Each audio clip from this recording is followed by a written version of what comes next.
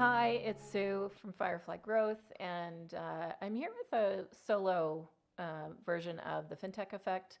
I wanted to just touch on a bank that is a mature in terms of its innovation capability, and talk a little bit about a couple of the things that I, you know, thought were super interesting. Most of which I got from an interview that David Breer from 11FS, CEO of 11FS, did with Bill Winters, who's their group CEO of Standard Chartered Bank. And but if you do a little research, you'll see that the evidence is there that a lot of what was talked about in that podcast is just the tip of the iceberg, frankly.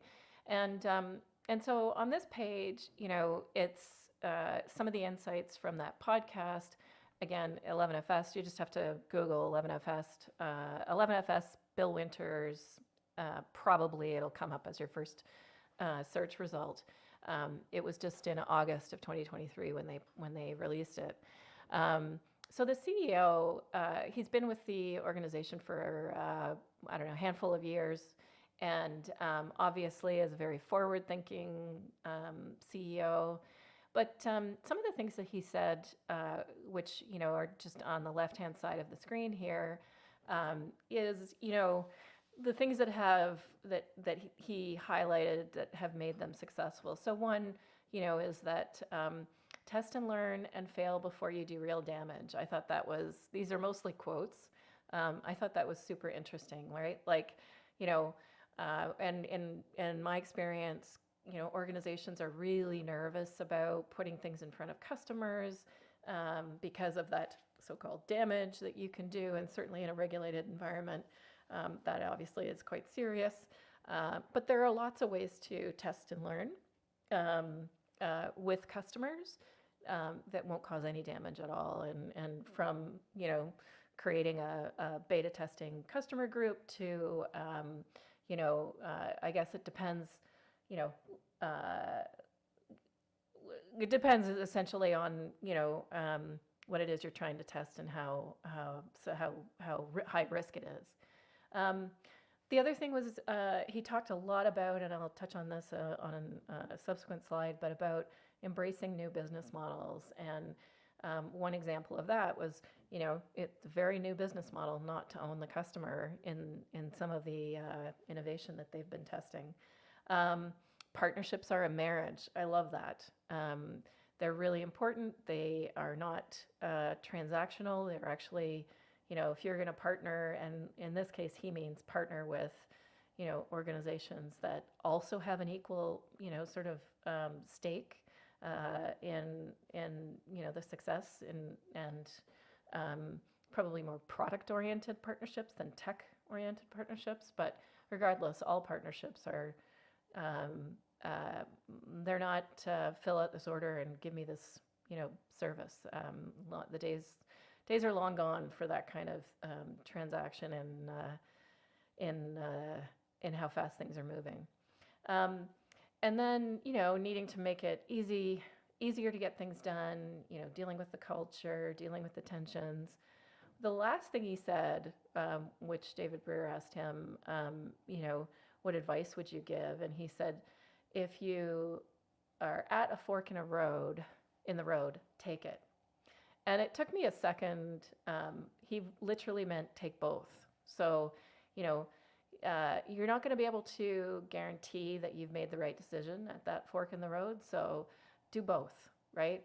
Assuming that it's a fork in the road where there's literally just two options. Anyway, I thought that was really interesting. So have a listen to the podcast. But let me talk a little bit about what I learned about Standard Chartered Bank. It's a mid-sized bank. It would be mid-sized global bank. It would be about the same size as one of our top banks in Canada. But it operates across 120 countries. It's a personal and business banking focused bank. And today, all of the innovation is structured under what they call SC Ventures. So I would imagine if you go back 5 years ago, you probably wouldn't have everything so nice and neat and tidy in SC Ventures. But SC Ventures it's a sub, so it actually reports separately. That is a great strategy for, when you want to protect the the efforts of something that doesn't financially perform the same way that your core business does. So you can create a separate business unit, and then it has less scrutiny from frankly from shareholders, right? And it's I'm sure shareholders would be happy to hear that you're investing in innovation. But the way they've structured it is they've got innovation, ventures, investments, partnership, and then this entrepreneurship program. And this is, little sort of screenshots of each one of those. So they've got ventures that they've created, kind of like the RBC Ventures program in Canada. They've got investments that they've made. A lot of the investments in Canada that are made into fintechs, most of them are done through, VC funds, and where financial institutions are limited partners. But there are some corporate programs like NA Ventures is one of them, where there's investing in fintechs directly themselves. They've got this what they call the innovation proof of concept approach that they describe. They have a specific focus on partnerships as well, and they talk about what their approach is to that. And then the entrepreneurship program, it's interesting. Like I think the what they've got there, where they say, is it better to ask one genius to to solve a problem, or 1,000 average Joes? And then they've said the answer is both. So they're saying, look, like maybe they started with an intrapreneurship program, but at the end of the day, all of this combined is what drives the success of SC Ventures and of the innovation mandate at Standard Chartered. So you cannot sort of create this overnight. This is something that takes some time, and probably I would say one of the only financial institutions in Canada that I think is anywhere close to this is RBC. But anyway, I'm not here to pick on our Canadian financial institutions. And then the last thing I just wanted to show you is a couple of examples of these digital banks that they've launched through innovation. And in the first case, it was Mox, which is a digital bank in Hong Kong. Crazy impressive results. So they launched it in September 2022, opened just under 500,000 new accounts in 2022. So they only launched it in September, so that would be in 4 months. 9% of the available market. So clearly meeting a need, clearly, they did their work to test and prove that this was the right thing to do. And then they went and actually built on the Mox capability to launch Trust. Trust is a very different solution, in that it is a joint venture between Fair Price Group and Standard Chartered.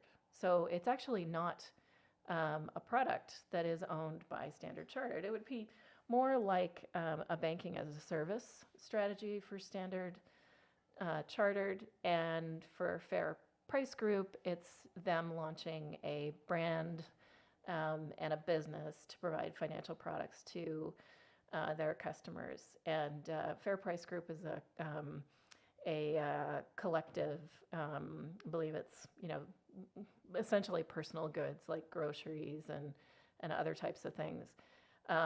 Anyway, I think I can't remember exactly the number, but let's say it's got 3 million customers.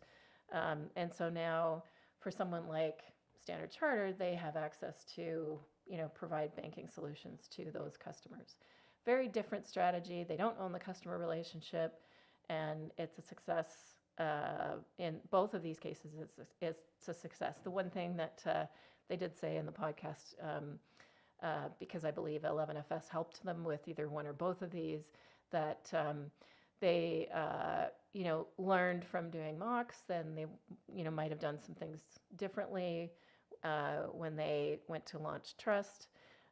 Perhaps maybe they didn't, anticipate that they were going to be launching a second, digital banking product in a market.